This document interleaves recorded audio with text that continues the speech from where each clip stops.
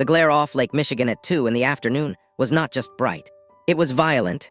It fractured against the floor-to-ceiling windows of the 40th floor penthouse and spilled across the raw concrete in sharp, unyielding angles. I stood by the load-bearing pillar, my tablet in hand, and watched the man who had just bought the sky.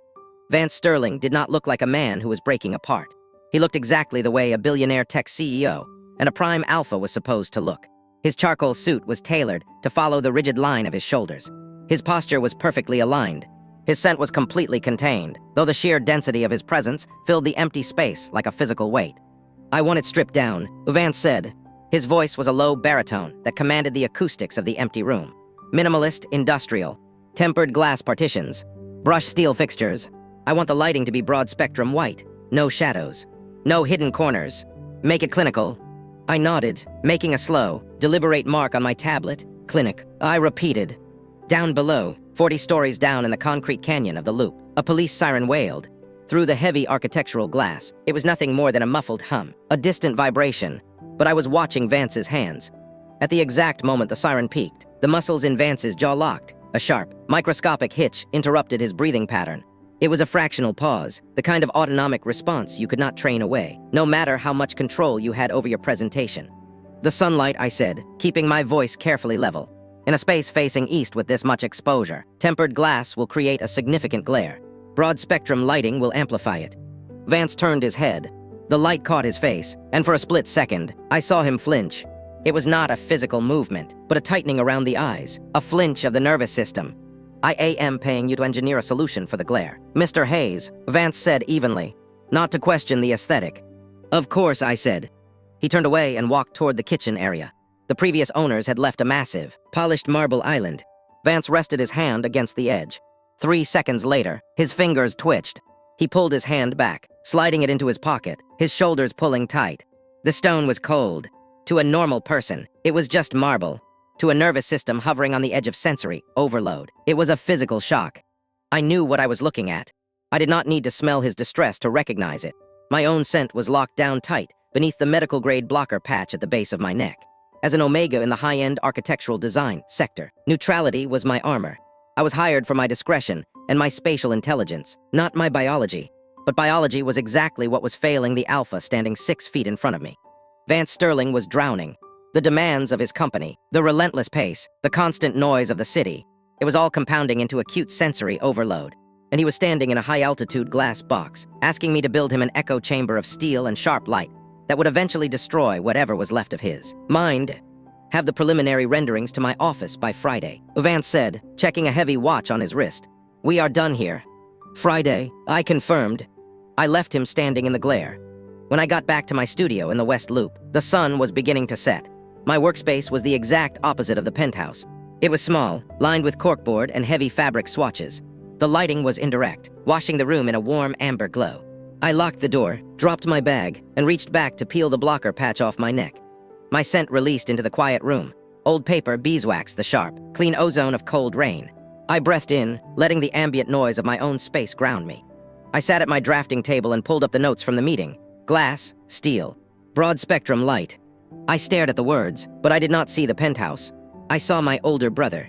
I remembered him coming back from his final deployment in the military. An alpha who had survived the worst things in the world, only to fall apart in his own living room because a glass dropped on a tile floor. I remembered the way his breathing would shatter at the sound of a sharp frequency, the way stark lighting made him feel exposed and hunted. It had taken me 2 years to slowly rebuild his house, wrapping his environment in soft textures and acoustic dampening, until his nervous system could finally let its guard down.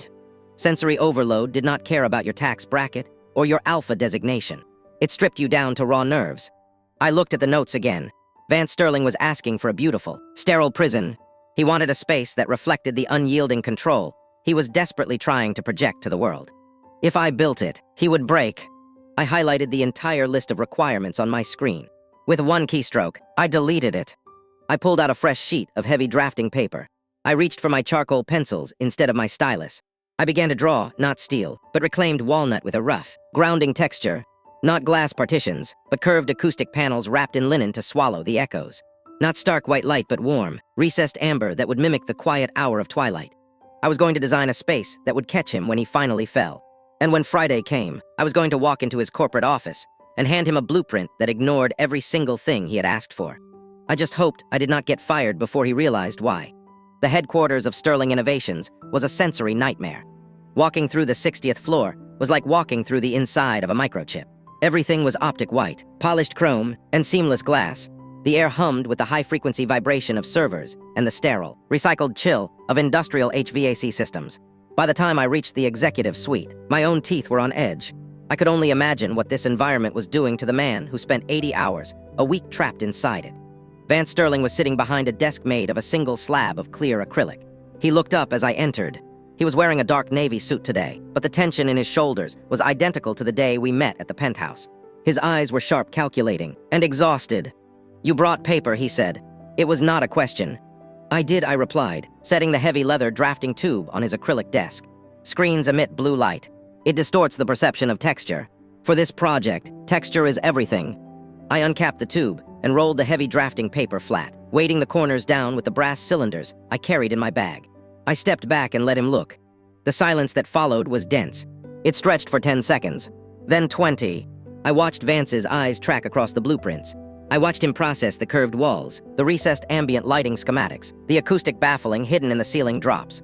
When he finally looked up, his expression was a mask of cold, predatory anger. "Explain this," Vance said. His voice dropped an octave, the subtle, instinctual shift of an alpha asserting dominance over a space. "I asked for brushed steel. You drew reclaimed walnut. I asked for clear sightlines. You drew curved acoustic partitions.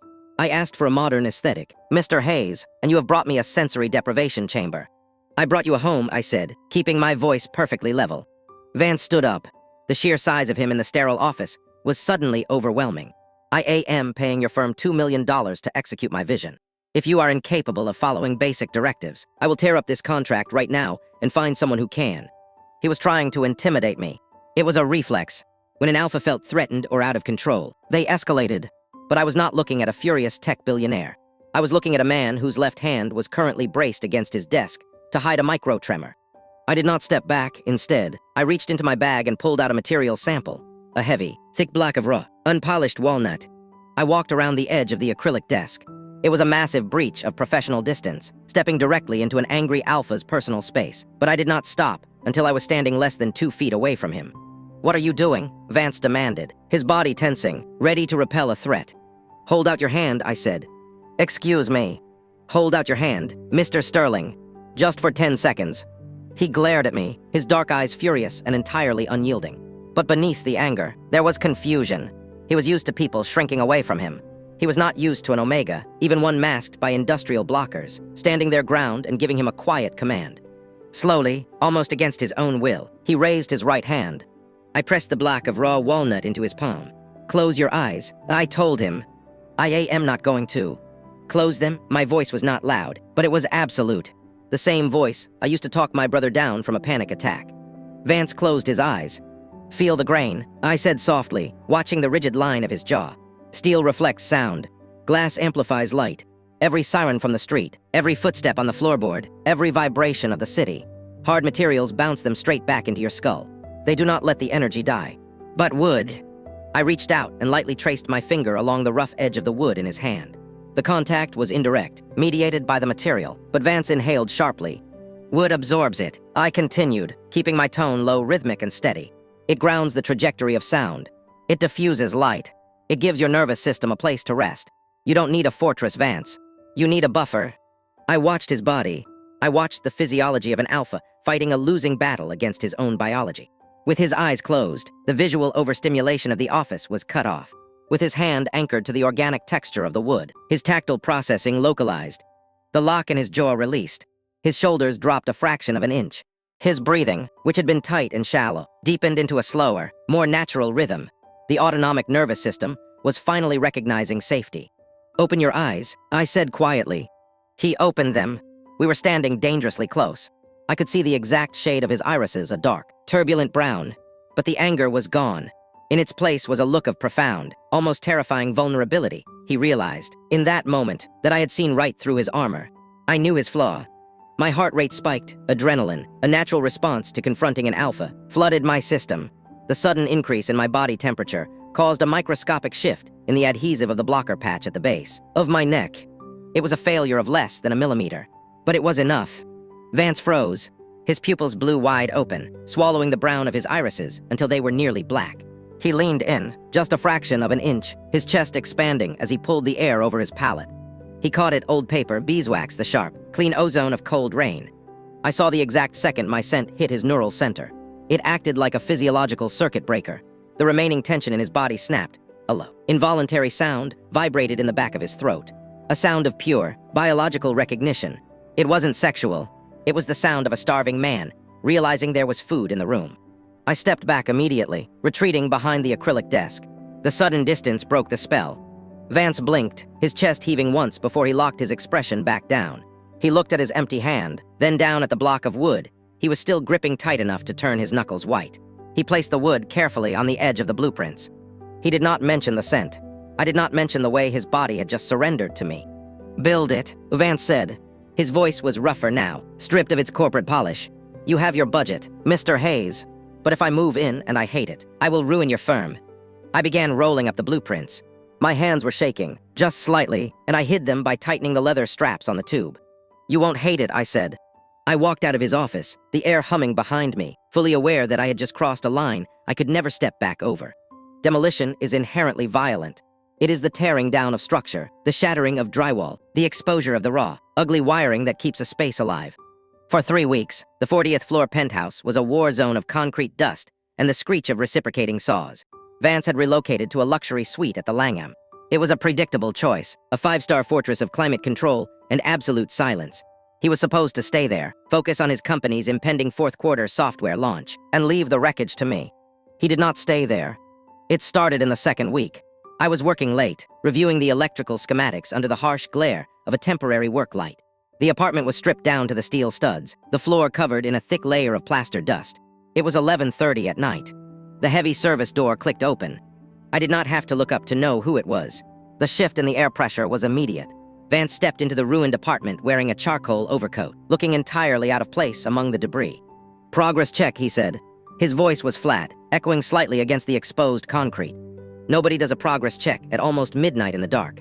"The demo is 90% complete," I replied, keeping my eyes on the schematics. "We start framing the curved acoustic drops on Thursday." Vance did not walk toward the blueprints. He walked slowly through the skeletal remains of his apartment. He stood in what used to be the hallway, looking through the empty gaps between the steel, studs directly into the area that would become the living room. I watched him from the corner of my eye. The dark circles under his eyes were bruised and heavy. His posture, usually so rigidly perfect, had a slight, exhausted slump to it. The sensory isolation of the hotel wasn't resting his nervous system. It was starving it. He was a man locked in a quiet room, left alone with the deafening noise of his own mind. He stopped near a load-bearing column. Without thinking, he reached out and rested his bare hand against a piece of the raw walnut framing we had brought up that afternoon. His shoulders dropped half an inch. He stayed for 20 minutes. We barely spoke. When he left, the space felt colder. He came back the next night, and the night after that. By the third week, it became a silent routine. I would dismiss the crew at 6, but I would stay behind. I told myself it was to refine the designs, to double-check the measurements. But the truth was, I was waiting. On a Tuesday night, the air in the city was thick with the threat of freezing rain. Vance arrived just before midnight. He looked worse. His skin had a gray, sallow undertone, and there was a fine tremor in his right hand that he kept trying to hide by burying it in his coat pocket. The tech launch was 48 hours away, and the pressure was visibly grinding him into dust. He walked over to where I was standing. A wall had been completely knocked down between us, leaving only the wooden framing studs spaced 16 inches apart. We stood on opposite sides of the skeletal barrier. "You are here late again," Vance observed, his voice low, lacking its usual alpha resonance. "So are you," I said softly. He leaned his shoulder against the wooden stud. The wood absorbed the weight of his exhaustion. "The hotel is too quiet. It sounds like a vacuum. It makes my ears ring. And a construction site is better." "Yes," he said. He looked at me through the gap in the framing. His dark eyes tracked from my face down to the collar of my work shirt. He was looking for it, the scent. Ever since the incident in his office, my scent had been the ghost haunting every interaction we had. I knew he was craving it. His biology had recognized mine as a grounding mechanism, a biological acoustic foam that could quiet the noise in his head. But pride and professionalism kept him from asking, and duty kept me from offering. Until tonight. Earlier that evening, instead of applying my usual 24-hour industrial blocker patch, I had switched to a low-grade, 12-hour adhesive by midnight. It was actively degrading. I took a slow breath and let my body temperature rise just a fraction. I stopped fighting my own biology. The scent slipped into the dusty air. Old paper, beeswax. The sharp ozone of cold rain. It mixed with the smell of sawdust and exposed concrete, weaving through the wooden studs that separated us. Vance's reaction was immediate. His eyes slipped shut, a deep, shuddering sigh tore its way out of his chest, sounding almost painful. He leaned his forehead against the wooden stud, closing the distance between us until his face was inches from mine, separated only by the framing. I could hear the frantic, uneven rhythm of his breathing begin to smooth out. The scent was wrapping around his frayed nerves, pulling him back from the edge of sensory collapse. I didn't step back. I stood my ground, allowing my omega biology to blanket the space. I reached out and rested my hand on the wooden stud, just an inch above where his forehead was pressed. "You need to sleep, Vance," I whispered. It was the first time I had used his first name since we met. "I can't," he murmured, his eyes still closed, his voice rough and stripped bare.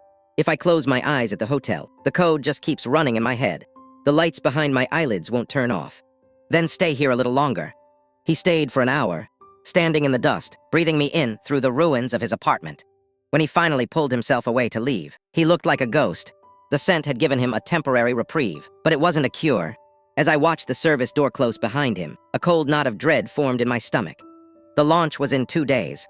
The pressure was going to peak, and the temporary band-aids of raw wood and leaked pheromones were not going to be enough to hold him together. Vance Sterling was going to break, and I was the only one standing in the blast radius. The freezing rain hit the floor-to-ceiling glass of the penthouse like handfuls of gravel. It was a Thursday, 10:45 p.m. The Sterling Innovations software launch had gone live 3 hours ago. According to the news alerts buzzing quietly on my phone, it was a massive, unprecedented success. According to the heavy service, door violently slamming open at the end of the corridor. The architect of that success was currently falling apart. I dropped my clipboard. Vance Sterling did not walk into the apartment. He stumbled. He was completely soaked, his expensive wool coat dark with freezing rain, his tie gone, the collar of his shirt torn open as if he had been suffocating. He staggered past the entry framing, his hands pressed hard over his ears. His eyes were wide unseeing, the pupils blown, so wide the irises were entirely eclipsed. He was breathing in harsh, ragged gasps that echoed terribly against the raw concrete walls. "Vance," I said, moving quickly across the subfloor. He flinched violently at the sound of his name, backing away until his spine hit a load-bearing column. He slid down the concrete pillar, his knees giving out, until he was crouched on the floor among the plastered dust and scattered screws. "Too loud," he choked out. The vocal distortion was terrifying. His larynx was flooded with pheromones, his voice vibrating at a frequency that rattled straight through my ribs. "Everything is too loud. The lights, the servers, the people." I couldn't breathe. I couldn't. I stopped 6 feet away from him. My medical training from taking care of my brother kicked in, cold and clear, overriding the sudden, massive spike of my own omega, instincts screaming at me to comfort a distressed alpha. This was not just sensory overload. The 72 hours of extreme stress, zero sleep, and continuous overstimulation had broken his endocrine system's delicate balance. His body, desperate to force him to stop and seek a safe den, had triggered a stress-induced, premature rut. He was experiencing a panic attack and a biological meltdown simultaneously. "Don't come closer," Vance growled. It was a warning, raw and desperate. He curled his hands into fists, pressing them against the sides of his head. "I can't. I don't have control. The suppressants failed. If you get closer, I might hurt you. Leave, Julian, please." He remembered my name. Even while his brain was short-circuiting, he was trying to protect me. "I'm not leaving," I said evenly. I reached up to the nape of my neck. I didn't peel the medical-grade blocker patch off carefully. I ripped it off in one sharp motion and dropped the adhesive square onto the dusty floor. My scent didn't just leak this time. It detonated.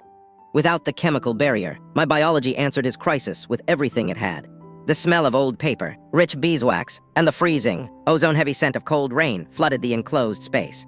It was thick, heavy, and entirely uncompromising. It pushed back against the sour, frantic spike of his distressed alpha pheromones, wrapping around them, neutralizing them. Vance gasped. His head snapped up. I watched the scent hit his central nervous system. It was like watching a man who was burning alive, suddenly being submerged in a pool of cool water. The violent tremors shaking his frame stuttered. His hands slowly dropped from his ears. I closed the 6 feet between us and knelt on the concrete floor in front of him. "Julian," he breathed. The word was barely a sound. He was looking at me like I was the only solid thing in a disintegrating universe. "Give me your hands," I said. He hesitated, his body fighting between the instinct to pull me down and the terror of losing control. I didn't wait for him to decide. I reached out and took his wrists. His skin was burning, his pulse racing dangerously fast. I guided his hands down and pressed his palms flat against the cold, raw concrete of the floor. "Ground yourself," I told him, keeping my voice in a steady, monotonous rhythm. "Focus on the temperature of the concrete. Focus on my voice. We are going to talk about the subflooring." He let out a fractured sob, squeezing his eyes shut. "I can't think, my head." "You don't need to think. You just need to listen." I shifted my weight, sitting fully on the dusty floor, refusing to break contact with his wrists. This building sits on a reinforced concrete mat foundation. The floor beneath your hands is a 12-inch post-tensioned concrete slab. It has a compressive strength of 8,000 psi. Vance's breathing hitched, but he didn't pull away. He leaned forward, his face inching closer to my scent gland, desperate for the biological acoustic foam I was providing. "The structural integrity is absolute," I continued, lowering my voice into a quiet, rhythmic cadence. "It does not bend. It does not break. It absorbs the dead load of the structure and the live load of everything inside it. It can carry you, Vance. You don't have to hold the building up anymore. The floor is holding you." "The floor," Vance repeated. His voice was thick, but the frantic edge was dulling. "Yes. And above the concrete, we are installing an acoustic underlayment, a 3/4-inch recycled rubber mat. It is going to sever the vibrational pathways. When the city screams, the rubber will swallow the frequency before it ever reaches your ears." I kept talking. I talked about weight distribution, about sound transmission class ratings, about the exact geometry of the curved walls we were building to catch the light. I used the driest, most technical language I possessed, turning the architecture of his home into a neurological tether. And my scent did the rest. Minute by minute, the crisis receded. The rut was suppressed by the sheer overwhelming safety of an Omega's unblocked scent, signaling that the environment was secure.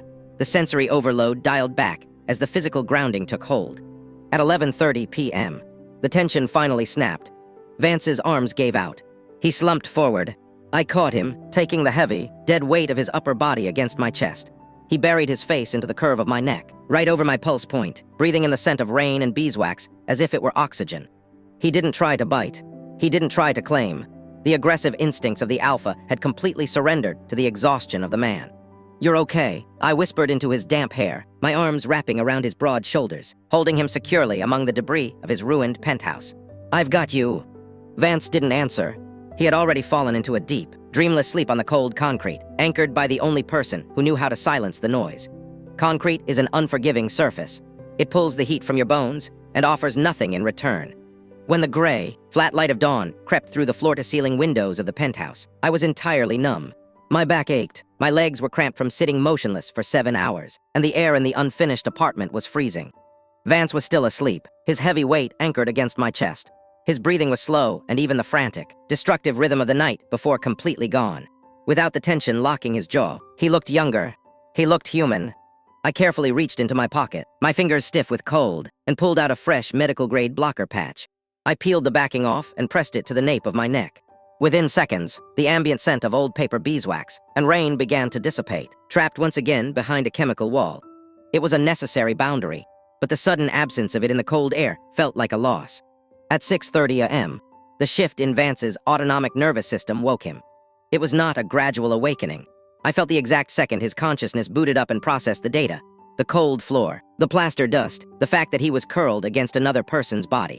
The memory of his collapse must have hit him like a physical blow. He didn't just wake up, he recoiled. Vance scrambled backward, his boots scraping harshly against the concrete.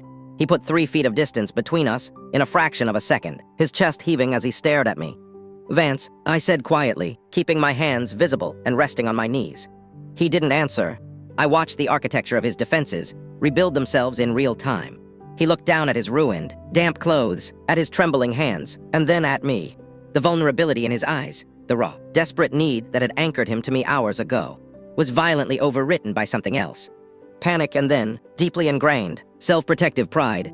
He stood up. The movement was jerky, lacking his usual alpha grace. He turned his back to me, running a shaking hand through his hair, aggressively smoothing his ruined shirt. When he finally turned back around, the man who had sobbed into my shoulder was gone. The CEO of Sterling Innovations had returned. His expression was a flawless, impenetrable mask. "I apologize for the intrusion last night," Vance said. His voice was clipped, devoid of any resonance. It was the voice of a man issuing a corporate press release. My medication schedule was disrupted. It caused an adverse reaction. It won't happen again. I slowly pushed myself up from the floor, my joints protesting the movement. It wasn't a medication error, Vance. You had a severe sensory collapse. Your system crashed. I am aware of my own medical history. Mr. Hayes, he snapped, the formal address cutting through the space between us like a scalpel. He refused to look at me. He looked at the walls, the blueprints on the table, the gray sky outside. Anywhere but the Omega who had seen him, entirely stripped of his power. The space looks functional, Vance continued, his tone brutally pragmatic. The structural work is complete. The rest is cosmetic. I'm terminating the contract. The words hit me in the chest, sharp and breathless. I stared at his rigid profile. The acoustic drops in the master suite haven't been installed. The ambient lighting system is only halfway calibrated. If you move in now, it will be an echo chamber. I have my own contractors who can finish the paint and drywall, he said coldly. Sterling Innovations will wire the remainder of your fee by noon. I want your crew's equipment cleared out by tomorrow. He was excising me. I was a liability. I was the only person in the world who knew where the cracks in his foundation were, and his instinct as a prime alpha was to eliminate the threat by completely isolating himself. A surge of anger, hot and sharp, broke through my usual clinical detachment. I didn't back down. I took a step toward him. You are a coward, I said. The words echoed in the empty room. Vance froze. His head snapped toward me, his dark eyes flashing with a sudden, volatile spark of alpha aggression. Excuse me. You heard me. I didn't lower my gaze. I stood in the dust and looked right through his billion-dollar armor. I spent the last month designing a space that would keep you from tearing your own mind apart. I mapped the exact trajectory of every sound and light wave in this apartment to protect a flaw you are too terrified to admit you have. Vance's jaw clenched. Watch your tone, Julian. No, I fired back. You don't get to command me just because you're terrified of what happened last night. You didn't just have an adverse reaction. You fell apart, and I caught you. And instead of accepting that you might actually need someone, you're kicking me out so you can pretend it never happened. He stepped toward me, his physical presence looming, but I didn't retreat a single inch. Professional boundaries were crossed, Vance said, his voice dropping into a low, dangerous warning. This is a clean break. This is you locking yourself in the dark. I corrected quietly. The anger drained out of me, leaving nothing but a profound, heavy exhaustion. I looked at the man I had held for 7 hours. I looked at the walls I had designed to keep him safe. He was going to be the loneliest man in the city, and I couldn't save him if he didn't want to be saved. I reached into my pocket and pulled out the master access keycard for the penthouse. I didn't hand it to him. I set it down on the edge of the raw walnut framing that he had leaned against 2 nights ago. The plastic made a dull, final sound against the wood. The blueprints are on the desk, I said, my voice completely stripped of emotion. Good luck, Mr. Sterling. I turned my back on him. I picked up my bag and walked to the service elevator. I didn't look back as the heavy steel doors slid shut, leaving Vance standing entirely alone in the quiet, empty shell of a home he was too afraid to live in. 4 days, 96 hours. That was how long it took for the silence to become unbearable. I was in my West Loop studio, staring at the amber glow of my desk lamp. It was nearly midnight on a Tuesday. The drafting table was covered in new projects, new clients who wanted standard layouts and predictable aesthetics. But my mind was 40 stories up, trapped in a penthouse that was currently being ruined by someone else. When the knock came at the heavy glass door of my studio, it was not loud, but it possessed a specific, dense weight that made the hairs on the back of my neck stand up. I stood slowly, crossing the room to unlock the door. Vance was standing on the wet pavement under the street lamp. He was not wearing a suit. He wore a dark, heavy coat over a simple black sweater, his shoulders damp from the freezing Chicago drizzle. He looked entirely hollowed out. The flawless, impenetrable mask he had worn 4 days ago was completely gone, leaving behind a man who looked like he had not slept a single minute since I walked out. They brought in the halogens, Vance said. His voice was rough, stripped of its usual commanding resonance. I held the door open. I didn't say anything. Vance stepped out of the rain and into the warm, amberlit quiet of my studio. He looked around the small space, his eyes tracking over the corkboards, the heavy fabric swatches, the acoustic paneling. I saw the immediate, fractional drop of his shoulders as his nervous system registered the safety of the room. The new contractors, Vance continued, his gaze finally returning to me. They brought in halogen work lights, and they started painting the acoustic drops in the master suite. Gloss white. Gloss reflects light, I said quietly, and it hardens the surface. It will bounce the sound of the street directly into the center of the room. I know, Vance breathed. He closed his eyes for a second. It sounded like a hospital. It felt like a cage. I stood there for 10 minutes, and I felt the walls closing in, exactly the way you said they would. He took a step closer. He was standing in my space now, a prime alpha surrendering his territory, stripping away his own armor piece by piece. "You called me a coward," Vance said, his voice dropping into a low, broken cadence. "You were right. I was terrified. I have spent my entire life building a company, building a reputation, building a version of myself that could not be touched. And then I broke down on a concrete floor, and you held me together with nothing but your voice and your scent. It terrified me that you had that much power over my mind." "I didn't want power over you, Vance," I said. "I just wanted you to breathe." "I know," he reached out, his hand hovering in the space between us, trembling slightly before he let it drop. "I thought if I pushed you away, I could regain control. I thought the clean break would fix the flaw. But the flaw is me, Julian. And the only time my mind has been quiet in the last 3 years was when I was sitting in the dust with you." The admission hung in the warm air, heavy and absolute. The CEO was dead. The Alpha Pride was dismantled. "Come back," Vance whispered. His dark eyes locked onto mine, completely bare, asking for something he had never asked for in his life. "Please, not to finish the blueprints. Come back for me." I looked at him. I looked at the dark circles under his eyes and the desperate tension in his jaw. My heart hammered against my ribs, a heavy, rhythmic confirmation. I reached for my coat. We drove back to the penthouse in silence. The city was a blur of neon and wet asphalt outside the windows. When we stepped out of the private elevator and into the 40th floor apartment, the space was dark, lit only by the ambient glow of the Chicago skyline. The harsh work lights were off. Vance locked the heavy service door behind us. The click of the deadbolt echoed, finalizing our isolation from the world below. I didn't walk toward the blueprints. I stopped in the center of the unfinished living room, standing on the recycled rubber underlayment I had installed to absorb the city's noise. I reached up to the nape of my neck and peeled away the medical-grade blocker patch. My scent bloomed into the cold air, old paper beeswax, and cold rain. Vance let out a ragged breath. He closed the distance between us in 3 long strides. He didn't collapse this time. He didn't fall to the floor in a panic attack. He stood tall, stepping directly into my space, and for the first time, he let his own scent release from beneath his rigid control. It hit me with the force of a physical blow. Crushed graphite, dark black tea, and the heavy, electric static of an impending storm. It was dark and incredibly dense, an alpha's scent completely unsuppressed, but it wasn't aggressive. It was reaching out, wrapping around the beeswax and rain, seeking equilibrium. He raised his hands and framed my face. His palms were warm, slightly rough, and completely steady. "Are you sure?" Vance asked, his voice a deep, vibrating rumble that I felt all the way down to my bones. "I have been sure since the day I threw away your glass and steel blueprints," I answered. Vance kissed me. It wasn't frantic or wild. It was deliberate, heavy, and consuming. It was the kiss of a man who had been starving and was finally allowing himself to eat. My hands found the lapels of his coat, gripping the heavy wool as he pulled me flush against his chest. The contrast between the cold, raw concrete of the unfinished walls and the searing heat of his body was intoxicating. Our scents tangled, fusing the air into something entirely new. A storm breaking over a quiet, rain-washed library. He trailed his lips down my jaw, his breath hot against my skin, until he reached the junction of my neck. He paused directly over my scent gland. The biological pulse of the omegaverse dictated that a mark made during a rut was an act of survival. But this was not a rut. This was a choice. "Anchor me," Vance whispered against my skin. "Do it," I breathed, tilting my head back, offering the most vulnerable part of myself to the man who was finally ready to protect it. Vance bit down. The pain was sharp, a sudden, blinding spike that lasted only a second before it was washed away by a massive, overwhelming wave of endorphins and alpha pheromones. The bond snapped into place like a load-bearing column locking into a foundation.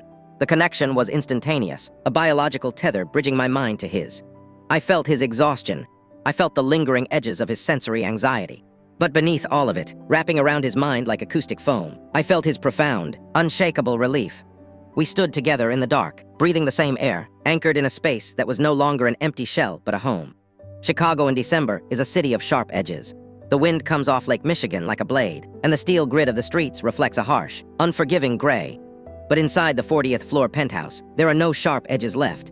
It had taken 2 months to finish the space. Every right angle in the living area had been softened into a gentle curve. The stark, broad-spectrum lighting had been replaced by a layered system of recessed, warm amber LEDs that mimicked the quiet hour of twilight. The floor-to-ceiling windows were now fitted with triple-glazed, argon-filled acoustic glass and draped in heavy, natural linen. When you stood in the center of the room, looking out at the chaotic, grinding machinery of the city, you couldn't hear a single thing. It was a Sunday morning. The apartment was silent, save for the low, rhythmic sound of Vance breathing. He was sitting on the edge of the bed in the master suite, wearing only a pair of dark sweatpants. His shoulders were relaxed, the rigid, perfect posture of the CEO softened by sleep and safety. The dark, electric scent of graphite and tea drifted lazily through the room, perfectly intertwined with my own scent of beeswax and rain. The biological tether between us, the mark he had left on my neck, and the invisible claim I had left on his mind, hummed in the quiet air a constant, steadying baseline. I walked over to him. In my hands, I held a strip of dark, heavy silk. Vance looked up. His dark eyes tracked the silk, then met my gaze. He didn't tense. There was no microscopic flinch, no tightening of the jaw. "Are you ready?" I asked quietly. "Yes," Vance said. I stepped between his knees. He closed his eyes, and I gently wrapped the silk around his head, tying it securely at the base of his skull. For a prime alpha, voluntarily surrendering sight is a biological contradiction. It is the ultimate concession of power. To willingly plunge into darkness is to expose the throat, to trust that the environment and the person guiding you will not let you fall. 2 months ago, the mere thought of losing sensory control would have sent Vance into a catastrophic panic. Today, his pulse against my fingertips was completely, impossibly steady. "Stand up," I murmured. Vance stood. Without his vision, his other senses immediately heightened to compensate. I saw his chest expand as he pulled in a deep breath, mapping the room through scent. I reached out and took his left hand, intertwining our fingers. His grip was warm and firm. "Walk with me," I said. We stepped out of the bedroom, walking barefoot. The floor beneath us was no longer cold, raw concrete. It was radiant heated engineered oak, set to exactly 72 degrees. The warmth transferred directly into the soles of his feet, an organic, grounding temperature that told his nervous system exactly where the floor was. I guided him slowly into the main hallway. "Reach out with your right hand," I instructed. Vance extended his hand. His fingertips brushed against the wall. Instead of the cold shock of painted drywall or glass, he met the textured, heavy grain of reclaimed walnut. He slowed his pace, letting his fingers drag along the wood, reading the history in the grooves and the knots. "The acoustic paneling is behind it," I said, my voice low. "The wood diffuses the sound. The paneling absorbs it. You are walking through a vacuum, Vance. Nothing can echo here." He nodded a small, silent movement. We continued into the massive, open-plan living room. The sheer volume of the space would normally create a cavernous reverb, the kind of acoustic nightmare that triggered his sensory overload. But as we walked, the sound of our footsteps was swallowed by the thick, hand-woven wool rug covering the center of the room. I stopped us in the middle of the living space. I let go of his hand and stepped behind him, wrapping my arms around his waist and pressing my chest flush against his back. I rested my chin on his shoulder, right over the heavy muscle of his neck. "Listen," I whispered into his ear. Vance stood perfectly still in the dark. He listened. Down below, the city was raging. Sirens were wailing, the L train was screaming against the steel tracks, and the freezing wind was battering the exterior of the glass tower. But inside, wrapped in acoustic dampening thick linen, and the heavy, protective blanket of an omega scent, there was nothing. No harsh frequencies, no blinding glare. Just the steady, resonant heartbeat of the man standing in my arms. "It's quiet," Vance breathed. His voice was a low rumble, entirely stripped of tension. "It's yours," I corrected him. I reached up and slowly untied the silk blindfold, letting it slip from his eyes. Vance blinked against the soft, amber light. He looked at the curved walls, the heavy wood, the quiet sanctuary we had built out of a ruined concrete box. His sensory overload had not been cured. If he walked out onto the streets of Chicago right now, the noise would still hit him like a physical blow. The flaw in his nervous system would always be there. But he was no longer afraid of it. He didn't have to hold the building up anymore. He had a foundation that could carry the weight. Vance turned in my arms. He looked down at me, his dark eyes impossibly soft, the scent of a breaking storm settling into absolute calm. He rested his forehead against mine, closing his eyes again, not because he needed to hide from the light, but because he didn't need to look out for danger anymore. He took a slow, deep breath, and for the first time in his life, he let it all the way out.